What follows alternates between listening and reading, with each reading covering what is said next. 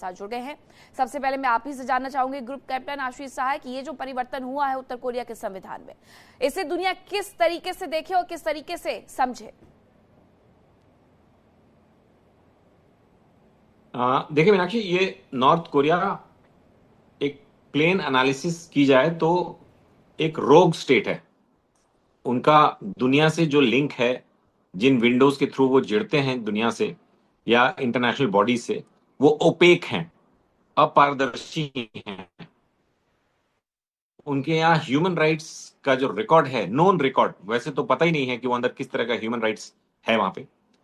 तो इस बैकग्राउंड के साथ अगर हम इस नए आदेश को, जिसको कि अभी भी लोग ये कह रहे हैं कि ये आदेश पहले से थे, इनको संविधान में अभी डाला गया है। अदरवाइज ये आदेश पहले से थे कि अगर नॉर्थ कोरिया प्योंगयांग पे हमला होता है, उनके सुप्रीम लीडर पे, तो दे रहे हैं कि खुमैनी साहब के हमले से कंट्री क्या करेगी।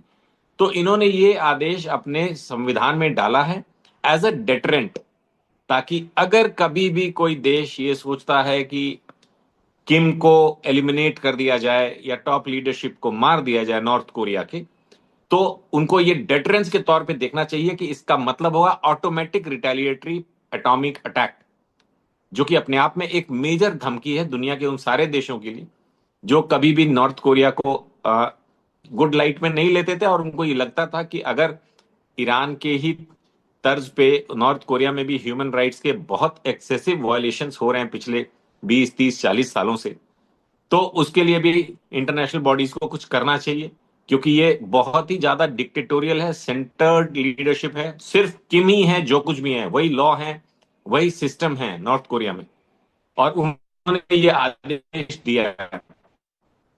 लेकिन क्या ये मीनाक्षी बहुत रेलिवेंट है? नॉट रियली, क्योंकि अगर किसी भी ऐसे अटैक में नहीं, किम ऐसे को तो टेक सर डाउन कल कर के दिया दिन, जाता है तो उसके बाद तो वो नॉन एग्जिस्टेंट, वो नहीं रहेंगे। नहीं ऐसे तो फिर कोई भी जो कल के की दिन होता है अपने न्यूक्लियर। संविधान में इस तरीके से परिवर्तन कर सकता है, यानी हर चीज का एक उपचार होता है। अगर आयतुल्ला अली खामनेई मार दिए गए उनके घर में ही अमेरिका और इजराइल की तरफ से, तो उन्होंने भी अपने तरीके से उन देशों का